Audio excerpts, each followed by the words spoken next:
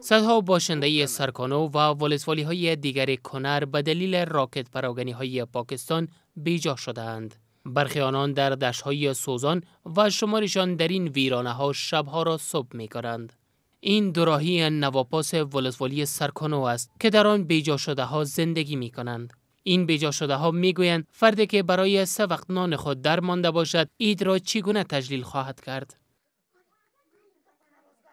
سخت او تکلیف روانه راغی پاکستان خوانه او هغه توپونه شته و د واړم د عراق سیمې ته راکوز کړه نه کوټه لرو نه ورک شیم کې نشته دی او بس دغسې ناست یو د الله درګاه ته ناست یو تمیت څه هم نشته دی د سوالي راڅوک چې راکړي د جمعه خان حاجي پورې م ساعت تېر دی هېڅ څه هم نشته دی راکول ته ښې شپې وه خو دغه پاکستان د لړۍ دغه کافرانو نه رالو نو موږ د موجوده حکومت نه کومک غواړو چې زموږ سره کومک وکړي. اختر دا دی ډېر زموږ د وزیګانو د دې غریبو خلکو وس نه کېږي که څه کومک یې کېږي هم زموږ سره دې دغه کې دا وکړي.